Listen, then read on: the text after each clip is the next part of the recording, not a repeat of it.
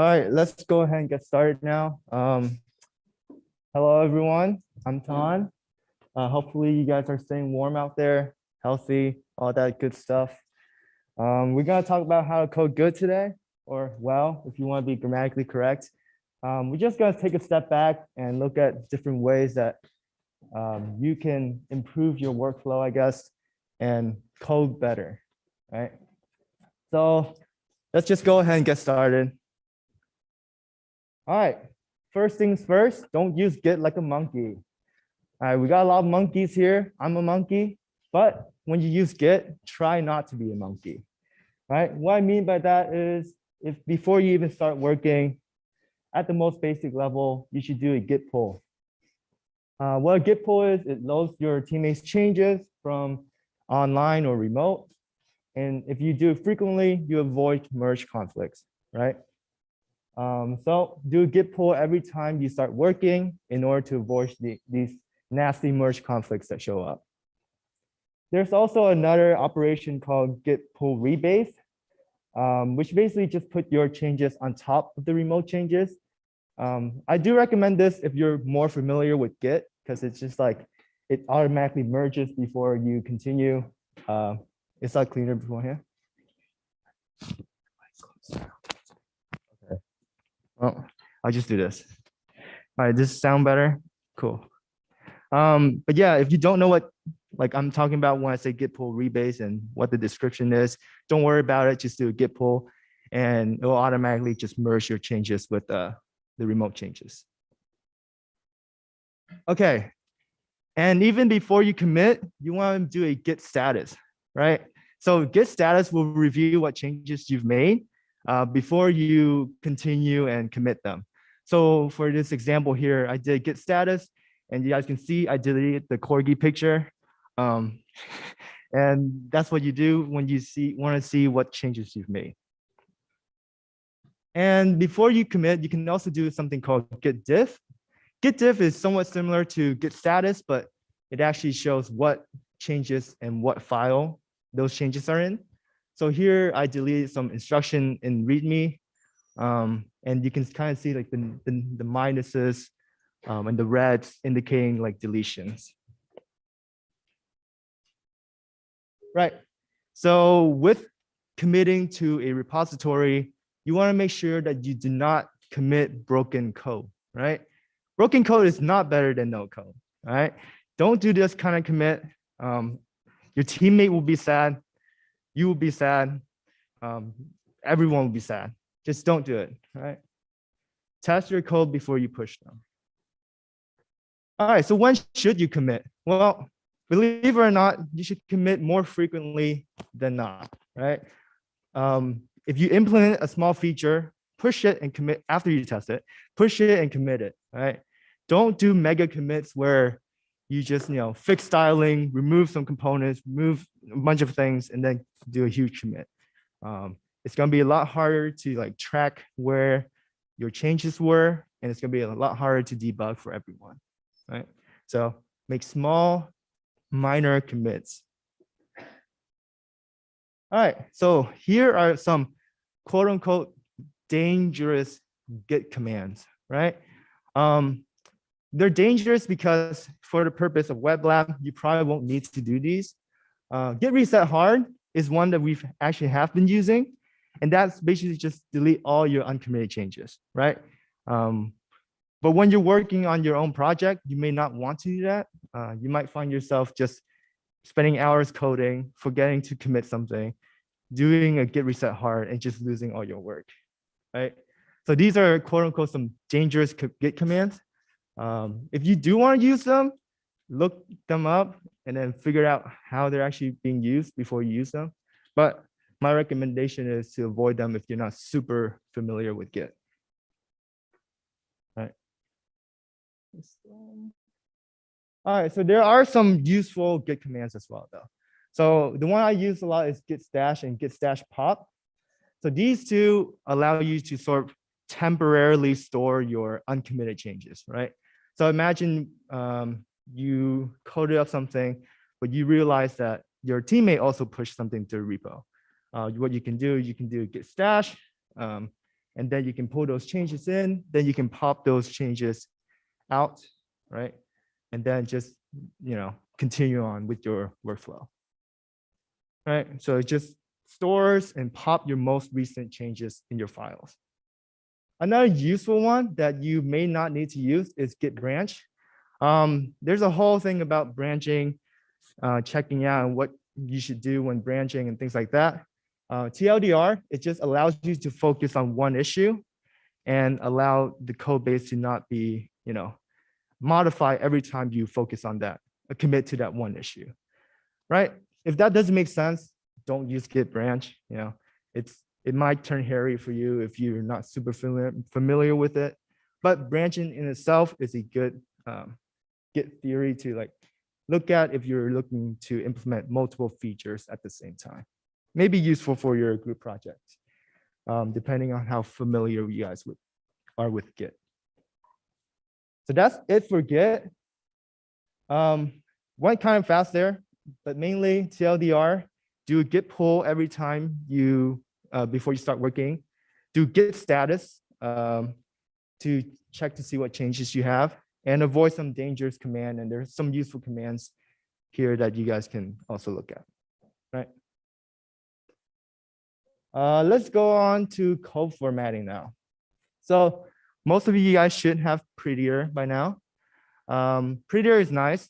You can see it for yourself. It makes the code look better.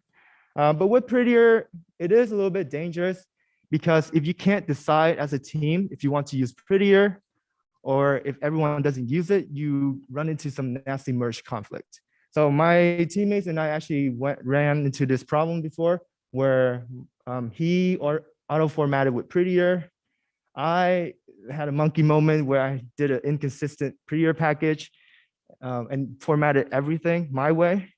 Then he had a merge conflict, so he got mad and he just said this guy for his commit. But basically, don't run into this issue by communicating well with your teammate and talking about which Prettier and how you want to format your code going forward, right? So just be careful.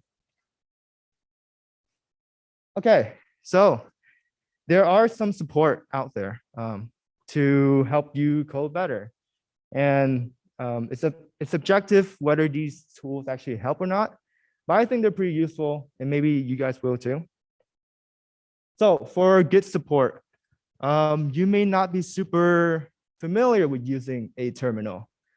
Still know how to use it because there are commands out there that you will need a terminal for, and it's just a good way to know how to use the terminal. And it's always generally good to know how to use the terminal. But there is VS Code extensions like Git Graph and Git Lens, where you can kind of see the different branches on Git, and you can kind of check out those branches, and you kind of just have a GUI for committing and pushing your code, right? That's one tool for Git. And there are different editors out there. I use WebStorm. I know we use VS Code. Subjectively speaking, I think it's better, or I think it's a lot better. You can talk to me in person about it if you want to hear my whole spiel on why it's better. Basically, it's just better specification assistance, in my opinion. This is all subjective though. But the point here is that there are other tools out there. If you guys have time to explore different editors and things like that, you can do so to help, streamline your workflow a little bit. And then there's also TypeScript. TypeScript is probably the best way to make your code look better. You guys will hear more about TypeScript tomorrow with Vincent. TLDR, it will help you, prevent some bugs here. As you can see, we have a user object where if we try to access name, which it doesn't actually have, it will throw a syntax error or an error saying property name does not exist, right? So TypeScript is actually really good. I'll save you guys from a whole spiel about it because Vincent will talk to you guys more about it. But TypeScript is also another good support that you guys can use for, not having a lot of bugs, preventing bugs.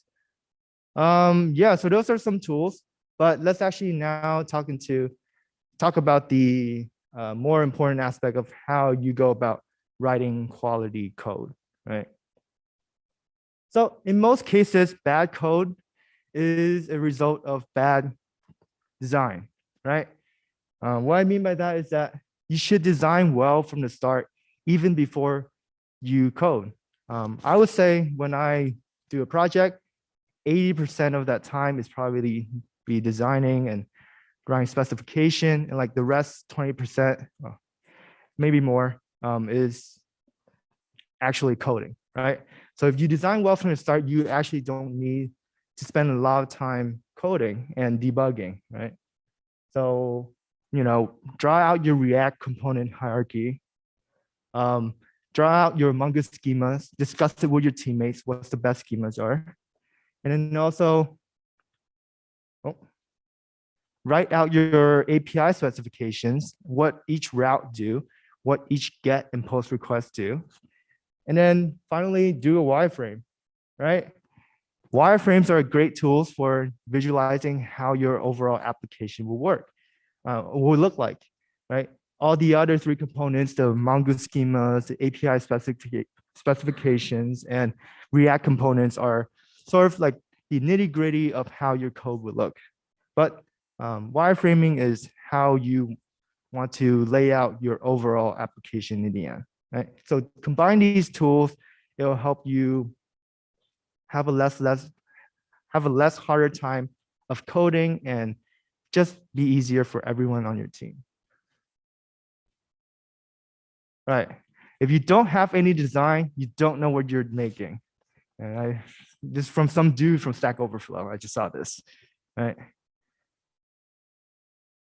Any questions so far? A lot of different topics so far. A little potpourri kind of day, but any questions? Pretty straightforward. Yeah, so design well before you even start coding, right? But when you do code, you should have clean code. What do I mean by that? Well, there are many principles out there of writing clean code, but one of which is the dry principle.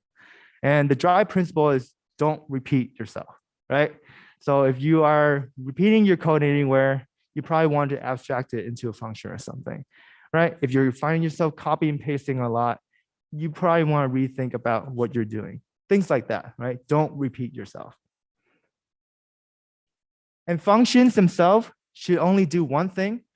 Think about these function, diagram thing that we learned back in algebra or something, where you have the input and you have this, machine thing and you have an output, right? Keep it simple. Keep it simple, stupid. Right? You want to clearly define your inputs, your outputs, and if you keep your functions simple, you're able to recall them more easily as you code. And the person who's looking at your code will know exactly what they do, right? Your teammates will be happy that your functions don't return random things. And if you just clearly define your specifications, life will be a lot easier, right? This is how you write clean code. You just keep things simple. And another thing about keeping things simple is having meaningful name, right? When you define your variables, correctly define what it does. Right? Don't go around and naming different objects and methods, random things, just because you think it's fun. Just define names without having any side effects attached to them. Right, let's look at some janky code now. That's always fun. So signs of bad janky code is when there's a lot of copy and pasted and there's things that are way too long, functions that are way too long, or lines of code that are way too long, and code that are unusable or unused, right? You can go to weblab.to/smell to see some more readings about what bad code smell is. But TLDR, you find yourself copying and pasting a lot. If you find yourself having unused things, that's a sign of like bad code smell, right? And an example is my past code. If you guys remember ternary operators, where you have like a question mark after Boolean, and then a colon to have the else statement. So I just nested like 1, 2, 3, 4, 5, 6, like 6 ternary operators into one routing protocol thing. If you guys don't know what this is saying, that's the point, right? It's just really bad. Don't do this unless you want to. Well, actually, don't do it. Don't do it. Right? Just don't do it. I did it just because I wanted to see if I could, but my teammate was very sad and mad. So we talked a little bit about technical debt a while back. Yeah, technical debt a while back, and this can be caused by a variety of things: lack of time, laziness, probably the biggest factor, and the person just not knowing any better, right? And this creates debt that you need to pay off later.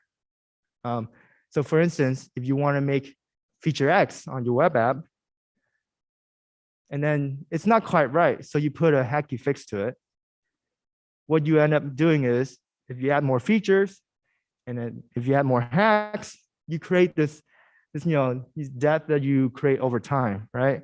And over time, it will become so bad that you can't make any more progress.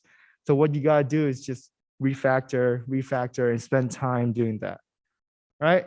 So paying off debt accrues interest over time, and it would be better to do things the right way from the start, right? You won't want to spend a lot of time refactoring, and ways to avoid that is to design well and keep things simple, right? Straightforward. Again, design well. If you don't have any design, you don't know what you are making. Quoting this dude from Stack Overflow. All right, let's talk briefly about testing your code now. Any questions about all that stuff though? Design well from the start. All right, cool. Yeah, so by testing your code, if it works, and you'll be good, basically, all right? If you don't test your code, it will eventually break. And tests do make you feel safer. And the most basic form of testing is simply just UI testing. What I mean by that is just open up a browser after you implement some small features, mess around with the UI a bit while you build, see if it's working, and check the console, see if it's not returning any big errors. It's not that deep, right? You just open up a console, open up a browser, and see if things are working. That's the most basic form of testing. If you really want to over-engineer it, or even more, be more thorough with your testing, you can do what are called jest or JavaScript tests. Check out that link if you want to learn more. And then if you want to do even more testing, you take 6031. For those of you who have taken it, you know what I mean. If you don't, or if you will eventually, yeah, there's just going to be a lot of tests there. And if you want to read about tests, click on that link on the slides. There's just a whole spew thing, like a lot of resources out there about actual tests and things like that. But I do recommend for Web Lab and for just smaller projects, implementations, UI testing is probably the best thing you can do, probably the quickest thing you can do. So is it worth it? Is it worth it to, do testing, make sure your code is bug-free, write code that are, write functions that are clean, focus on good coding practices and all these different things, right? Well, if you're thinking to yourself, oh God, my website's due tomorrow, you shouldn't be focused on good coding practices at that point, right? You should be just finishing up your website.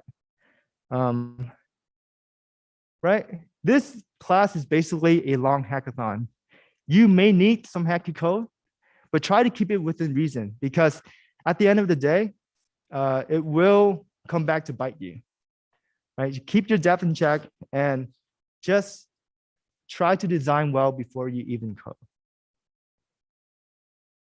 With that, I want to talk about commenting as well. Right? So Which version do you guys think is better between these two? Raise your hand if you think it's the right one. Okay, raise your hand if you think it's the left one. Okay, kind of split. A lot of people didn't vote, as expected. So actually, I would say this one is better. The reason why is because over commenting is the thing, right? Don't use comments to explain the obvious, and don't add a comment you need because you wrote some bad hacky code, right? And don't add a comment when things are hard to understand, right? So imagine you have this right here. It's a little bit hard to understand. You might think to yourself, oh, I should add a comment to describe what things are. But that's the wrong time to be commenting, right? The best comment is a good name for a method or class. And when you see that you are commenting to describe some hacky or fishy code, you should be rethinking about how you're coding and how your code could be improved, right? Instead of trying to comment and have a Band-Aid fix over things, right? So, right, clear function names as you see here. And at that point, you won't need to comment as much. Right? And only comment when quote unquote necessary, right? You want to definitely do it before every method and handlers, like in a JS doc or JavaScript docs kind of way. You want to do it in your database schemas if it's a little bit confusing.